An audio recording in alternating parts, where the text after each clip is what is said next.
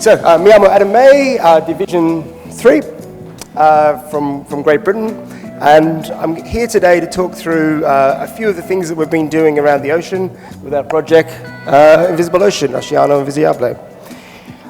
There's a few things I want to get through today. I want to explain, or I want to talk about understanding how immersive experiences can take audiences together to a unique place that can lead to behavior change.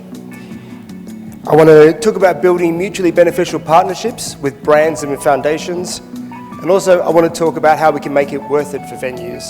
So we can actually get it out to our audiences. But I thought we'd just start by showing some of our content, just to give you a bit of an idea, and then we'll get into a bit more detail.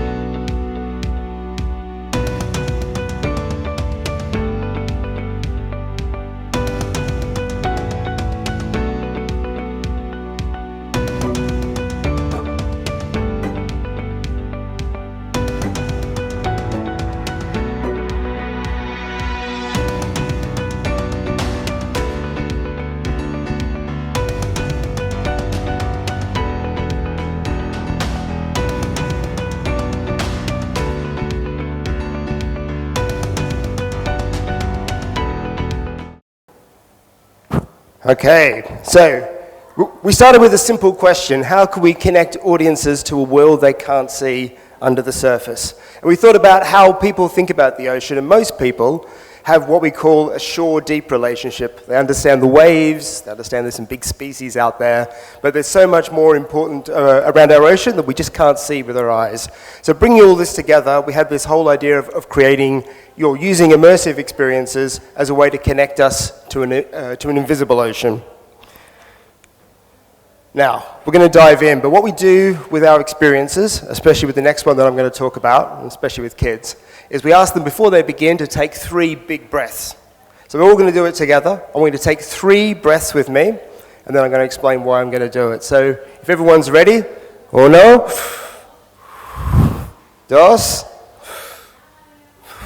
3. Okay, now only one of those breaths came from trees. 2 of them came from the ocean. Now, if you work in the ocean, you know this, but for a lot of people, this is the first time they're thinking about it. We understand why trees are important to our lives on the ground, but we just don't really think about the ocean as being that important. So, there's a project called Drop in the Ocean, which we have next door, and I'm going to talk a little bit about that and 2 more of our projects, and I'll bring it all back together again at the end. Drop in the Ocean has the mission of connecting kids with the smallest parts of our ocean, microplankton. So we have creative experience where we can explore how phytoplankton creates this oxygen that you've just breathed in, but from the perspective of plankton. So we shrink audiences down to a size much smaller than humans, so now they're at the bottom of the ocean, at the depths of the ocean, and they're understanding what it's like from a different perspective. I was very lucky. My business partner's father has won several Academy Awards for inventing special cameras for filming under the ocean. So we began this project with an amazing archive of marine micro-photography. But the question again was, how do we bring it to audiences in a way that is different and immersive and connects them again to this ocean? So we want to explore a couple of things. We want to explore microplastics and how microplastics enter the base of the food web. And we also know that traditional media just isn't doing enough to connect audiences in the same sort of way. So using the photography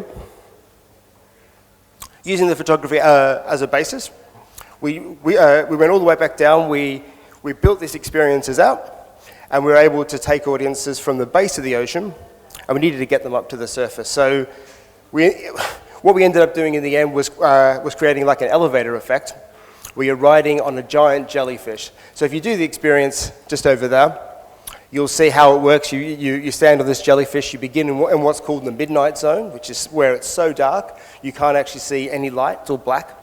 And as you're looking around, what you see, you think they're stars, they're actually phytoplankton, which is, as sort of mentioned, our ocean's smallest plants. We worked with Conservation International, and our brand partner for this experience was a company called SC Johnson. And the whole plan was really to sort of amplify this larger mission and use these experiences as a way to kind of drive people toward more sort of connection with the ocean. We're lucky to work with Philippe and Ashlyn Cousteau as our narrators and our main sort of ocean drivers. They have a book that they've published which is called Ocean for Dummies, and we don't assume that our audiences are dummies, but it's a great way. They're incredibly good storytellers, and they work with us to sort of bring all this together. As you can see, this is some of our, this is called a Bolenopsis. And for a lot of people, introducing these species is the first time they're sort of seeing it at this sort of scale as well. Now, at the heart of what we're trying to do, and as we're sort of taking them through microplastics as well, in the experience you'll see when you go next door, all the plastic's obviously huge, so you're seeing it from a very different perspective. You're no longer seeing it from a human perspective, you're seeing it very much from the ocean's perspective.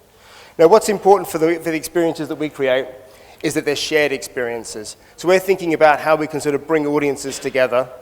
What we have next door is the single-player version, but typically when we go to festivals or to events, where we're using them as a multiplayer experience, which means that audiences see each other and they're connected. Now, this is how we launched it originally. This was in the Tribeca Film Festival in 2019. As you can see, I got a little bit carried away with the set design. With our giant 5 meter high jellyfish exhibit. But it was a way to sort of put audiences together in the space. You can see instantly this is a very different experience to people when they're watching it single player. They're seeing each other, they're connecting. And we find that's incredibly powerful, especially when people take the devices off at the end. Now they've got questions, they've seen something weird for the first time, they're thinking about this whole idea about the ocean plastics in a completely different way. And we sort of see our role in this part of the journey as sort of getting people into a conversation. We imagine it as like an on-ramp onto like a busy road. We hope that we can introduce concepts and provoke questions, so when people are taking devices off, they've got conversations they want to have. When we're designing all of our sort of cause awareness projects, we have this sort of simple system, which essentially is 3 buckets, 3 tranches, if you like. We have education, so before they do the experience, we want to make sure they're aware of the story that we're going to tell them. So in this case, we're introducing entirely new species that perhaps people are unaware of. And as they're lining up, before they go into the experience, they've got an understanding. Then there's the experience itself, and you can sort of see kind of how that works with people. And then the important section at the end is the engagement side. So we don't want to make just experiences just for the point of entertainment. We want to take people to places, and then we want to provoke them to start thinking about decisions in their life as well. So the challenge we had with the original version of the project was just that it was too big and too heavy to sort of move around. So we ended up taking the experience as the technology evolved from the original 2019 iteration to what you can see next door right now, which is down to the MetaQuest 2. The next project I want to talk to you about, sort of continuing on with the ocean themes, and you might have seen a little bit in the trailer there, it's called Critical Distance. Now, the first project we talked about microplastics and our sort of role in human impact with regard to that. In this case, it's really specific. We're talking about the impact of humans on, have we gone too far? Oh, there you go. Anyway, on a family of orcas that live off the coast of Seattle and Vancouver. They're called the southern resident J-pod orcas. Now, this family in particular, and the reason we sort of focused on them, for this project, we wanted to talk about marine protected areas, and we knew that in order to engage the public, and going back to that idea of engagement being our end goal, it's very difficult to get people excited or fall in love with kelp or seagrass, but if they could fall in love with a baby orca, this could be our sort of catalyst to start making a case for marine protected areas. Now, these particular orcas, they live off the coast between Seattle and Vancouver. They're critically endangered. Their food source is really specifically Chinook salmon, or is it king salmon. Unlike a lot of orcas that you see out in the wild ocean, these orcas have evolved to their diet over time is really limited. The problem is, when they started, these fish were huge, and it made complete sense why this type of orcas went that way. But now, as river dams have been placed, as the shipping lanes between Seattle, Vancouver, and the rest of the world have increased, they're actually critically endangered.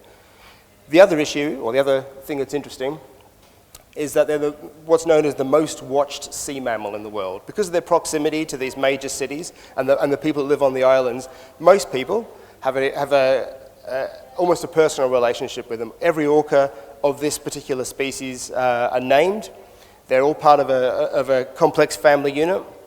And people in the area from Seattle, Vancouver, and that entire Pacific Northwest part of America have a really personal connection to it. Also, the First Nations and the indigenous people of that area, culturally and ancestrally, have a massive connection to this. So this is a species where there's only 73 left of them in the world, and there's a really short time target that we have to protect them. So we made the experience where we focused on one orca in particular. When we started developing, she was 5 years. Now she's just turned 9 recently. And all sort of scientists in the region are really focusing on her future. Her name is Kiki. If she's sort of healthy enough, by the time she's 15, everybody sort of feels like this is a good indicator of where the future of the pod will go. And every year there's a birth and a death. So at the moment, the population isn't getting, despite a lot of effort, is still sort of being at that area. One of the main things that are affecting Kiki is sound pollution. So we wanted to explore how can we visualize sound.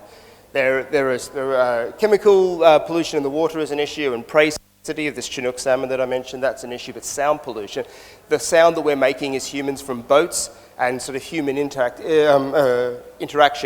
is having a massive negative impact on how Kiki and the rest of the J-pod orcas can connect with each other and ultimately hunt, and therefore they're starving to death. So the story is we want to build, there we go. We want to take audiences into, to make them feel like they're part of the pod. So in the experience, you see the world through what's known as echolocation. So you see the world as Kiki and the rest of the orcas are seeing the world through sound, essentially. And that becomes really powerful as well for audiences seeing this in a whole new way. Again, we've got education, experience, and engagement. So when we launched the project, we launched it at Tribeca again, in the middle of the pandemic, and then we took it to the Smithsonian Museum in Washington, D.C. for 9 months. Very different audience, like a strong museum audience. We were able to build out quite a lot of an exhibit in the education phase before people did the experience. Then we had the experience itself, and in the engagement side, we were able to really sort of talk to people about what it actually means to interact with these species. And as you can see now, it's sort of a bit of an indication. From a technical side, Drop in the Ocean is a fully immersive VR experience. This is using pass-through. So we originally developed it with Microsoft HoloLens 2 device. Now it's playing on the Quest 3 device. What it's doing is merging the digital and the physical world. So it's a different experience, but it's incredibly powerful for people because it's familiar and also very different in their lives as well. And what we encourage in the experience is that you can reach out and actually connect with Kiki. So what you're doing is you're disturbing the sound waves that you're creating and then that you're seeing, but it's the closest you'll get to actually sort of making a physical connection. What's also quite interesting, and this is sort of a weird byproduct that we found through watching audiences do it, when they actually touch the experience or when they touch Kiki, what they're doing is they feel a sort of a tactile sense. So we've had people ask, do we have heaters or are there fans running? But it's purely just in people's minds, and that's just quite a fun little side product as well. And there we are, more people together. Again, it's a shared experience. What's great is it brings people together. The story that I like to tell, and I've sort of mentioned it a couple of times here since I've been here, is that we've recently showed it in Canada, and we had a guy who lived in Calgary, which is in the middle of the country, furthest away from the ocean that he possibly could be, and his wife had forced him to come to the museum, so he was very, so when he took the headset off us, he was like, oh, give it here.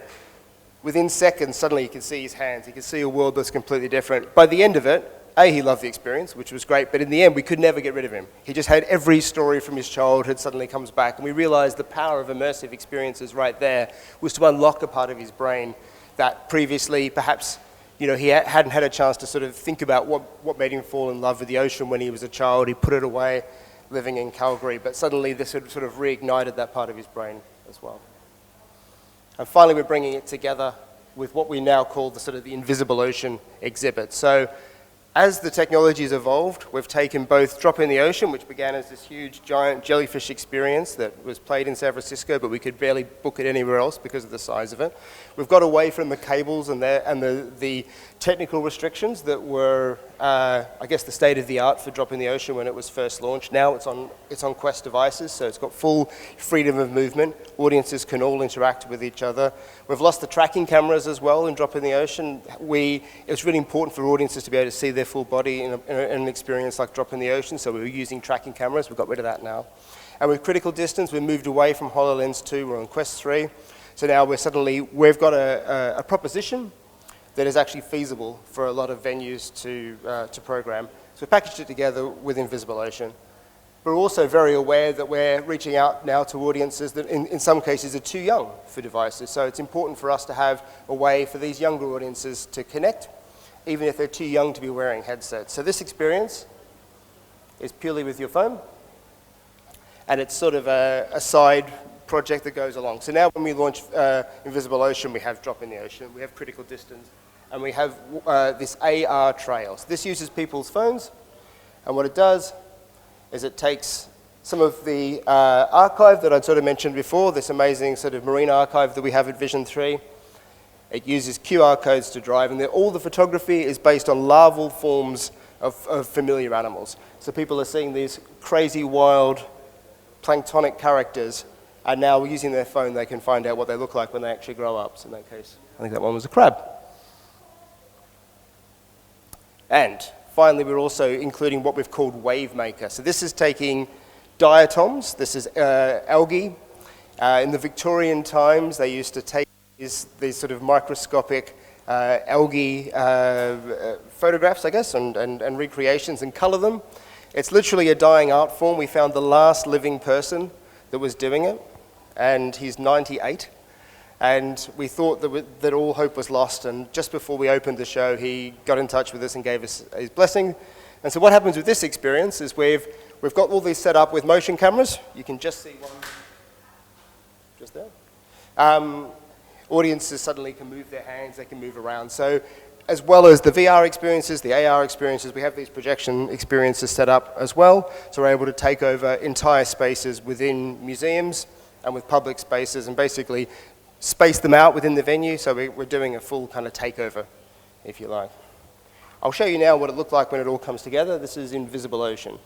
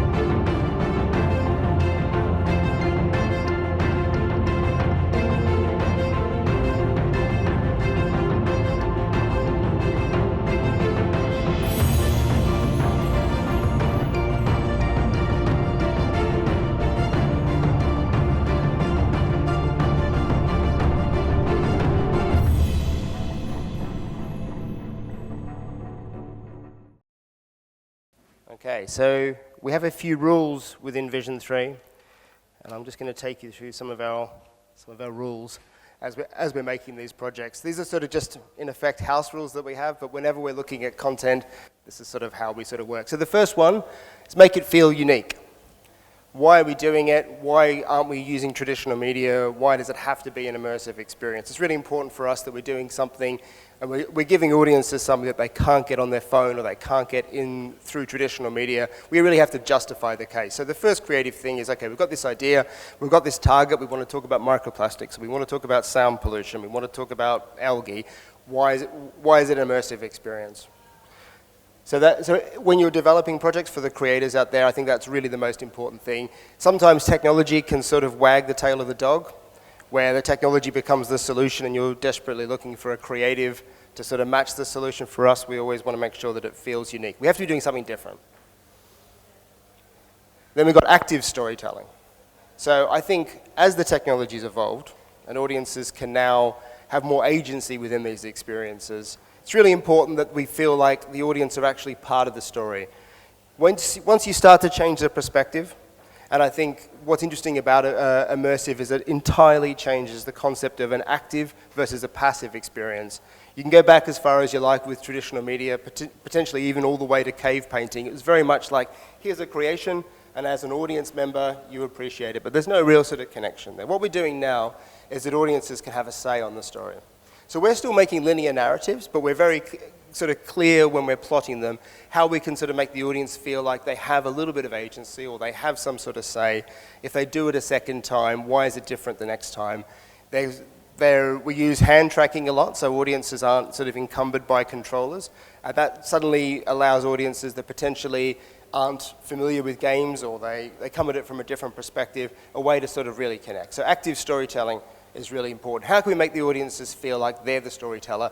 And then especially as we're working with cause awareness or this idea of behavior change or conservation, it becomes theirs. That we're not sort of telling them something, it's something that they've actually involved in the creative process.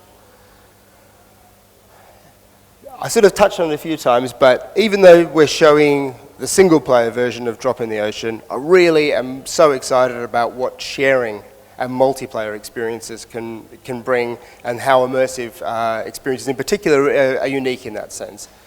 When we have people do these stories together and they see each other, they're always coming out of the experience, taking the headsets off, and we can see them sort of walking away talking about it. I liken it to the idea of like a note on a piano or a sustain pedal on a piano. I want that note, that one message that we have, I want that to carry on for a long time after they've done the experience. I want them to be thinking about it weeks later and just sort of think, oh, what was that thing?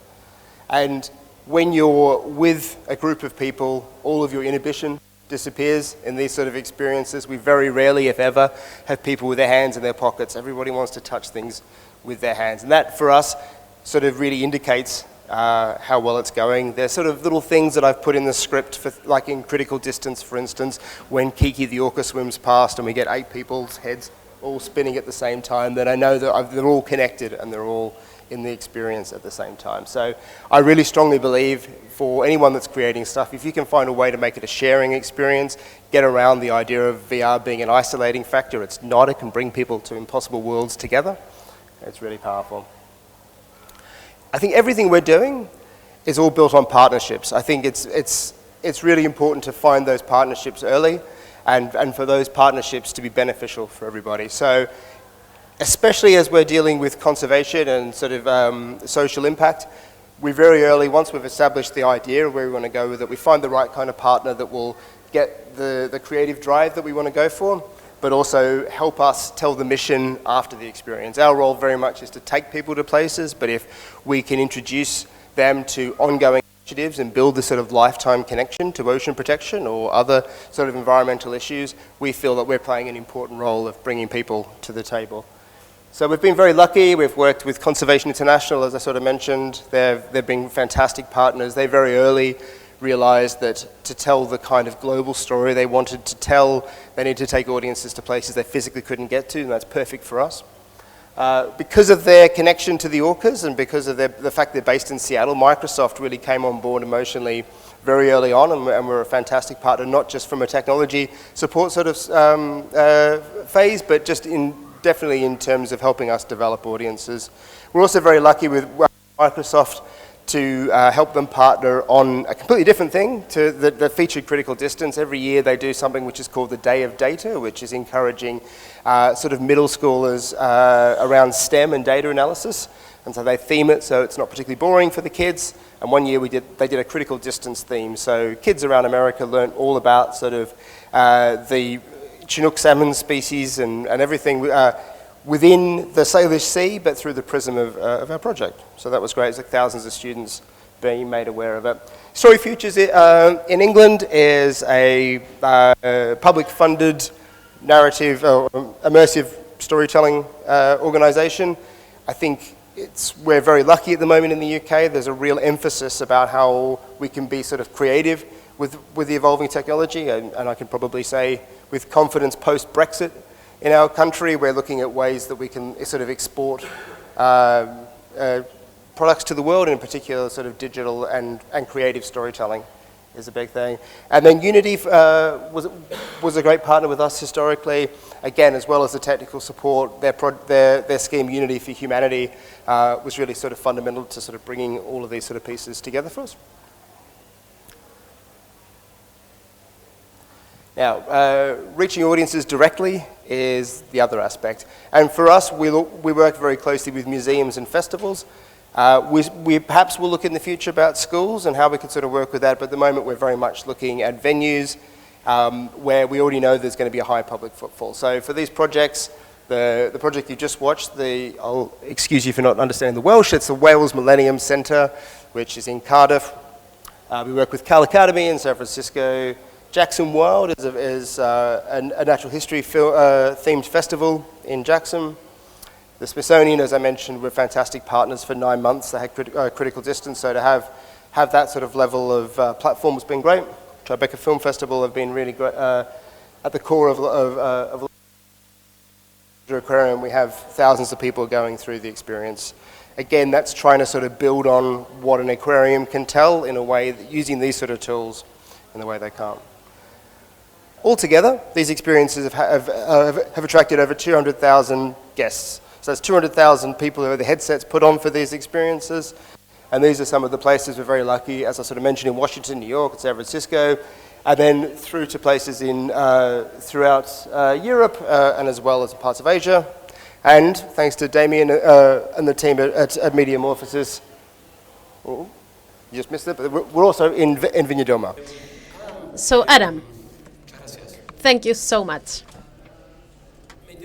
I'd like to know, so one of the topics we have in this region is how to create content and for them to be sustainable, economically sustainable, so that we can keep doing these contents, right? So one of the questions that we ask ourselves is, how do we find models of sustainability models? So which is that makes economically sustainable the work that you do, bringing pieces onto museums. So just so to understand how this works, how the work you do works.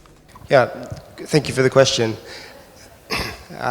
So the key thing we're looking to do is to reduce the burden of the venue. If we're reaching out to audiences, they're the first people that can kind of effectively block us reaching it if the numbers don't work for them. So by working with foundations and with brands, what we're asking the venues, the museums and the aquariums to cover is effectively their own staff and their sort of overheads. From the brand point of view, we're able to get visibility as presentation partners into venues that perhaps they wouldn't otherwise get into without it being seen as being greenwashing. And for the foundation, we're able to bring new audiences to their organizations. So for Conservation International, as an example, they have a partnership with SC Johnson. The CEO of SC Johnson had a trip to Asia, to the Philippines, and went diving and suddenly saw his product on the ocean, and it shook him to the core. He came back and just desperately wanted to find a way to talk about this without audiences feeling like they were just being told by one of their, one of the leading contributors to plastic, how they should recycle. So the company wanted to entirely change its approach to plastic. By supporting Drop in the Ocean, they were able to both be part of something that was sort of positive on a narrative point of view, but also it allowed them to talk about plastics in a positive way through support of Conservation International, which meant the museums suddenly didn't have the massive financial burden because that was sort of covered as part of the partnership. Okay, so we're going to prepare if someone has a question. Does anyone want to ask something to Adam? Any question? Okay, I've got a question. So you look for a structure or a strategy of like a win-win strategy with the museum, right? So the museum is not the one that's paying the job to you, but a foundation is paying or a sponsor is paying, right? Yeah, correct.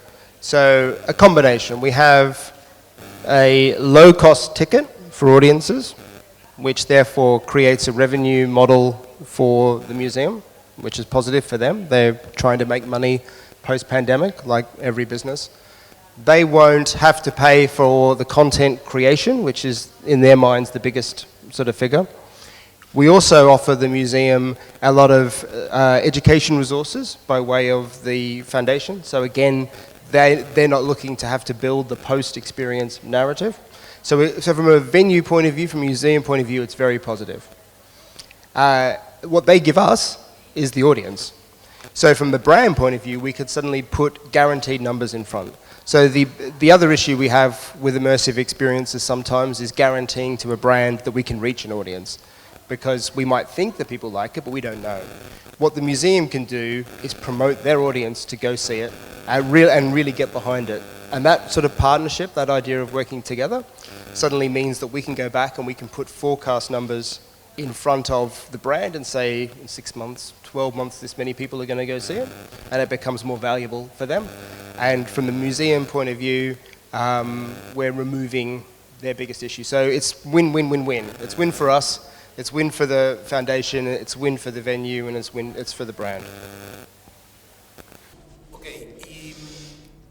Okay, and for the construction for the projects, museums are working on the decisions of the topics, or you arrive to the museums with the topic already designed? Yeah, combination, I think. Sometimes a museum will be looking to talk about it. So Georgia Aquarium has wanted to talk about plankton, but they can't show, you can show photos of plankton, videos of plankton, they can't show plankton in physical form. It's just a tank of nothing, really. So we were able to say, look, this is going to answer that story for them. In the case of right now, we're working with Nature Canada with Critical Distance, and they've been desperate to find a way to talk across the whole of Canada, not just the West Coast, but the whole of Canada, about an issue that's sort of only affecting one section of the country, but using it as a device to talk about ocean conservation. So again, we came to them in that case. It's very rare so far that people are coming to us to produce these kind of things. We do work for companies, but for these stories in particular, they're very personal to us. So before we begin, we get these partnerships all lined up, and then it's a case of sort of going with it. I mean, the next stage for us, our big challenge is working with Japanese organizations in the Philippines. Those are the two, they're our Everest, if you like. So in Japan, we're very aware that we need to change entire generations' understanding of the ocean. In Japan, even though they're incredibly coastal, they have a very different relationship to the ocean. Philanthropy and these kind of things just aren't part of Japanese culture. So we need to find a way to build a structure. So in that case, there's a ticket price, but a very clear percentage of the ticket price is going to go back into ocean conservation. So no one in Japan is being asked to donate to Conservation International in Japan by way of paying a ticket and knowing that a percentage of that is going to go back into ocean conservation. We then, at the end of the experience, talk about where that money is going, and we talk about all the different activities that Conservation International are doing in the region. But that works well for that sort of style of Japanese culture. In the Philippines, they have the unfortunate credit of being the largest per capita contributor to ocean plastics, significantly out of that area. So there's a lot of work that needs to be done in the Philippines, especially with younger generations. This is a positive, fun way to have the conversation without sort of wagging our finger and saying no, no, no. And again, that's really attractive for a lot of venues there, because this is a story they've been trying to find a way of doing it, but this allows them a fun, shared experience way to have a very complex conversation in a positive way. So our motto is inspire through hope. We want to leave people in a positive way. We don't hide from the reality of the ocean and our impact as humans on the ocean, but it doesn't help us if people are leaving depressed. We want them happy, we want them to do more, basically. Yes. Big round of applause. Thank you so much. So, thank you.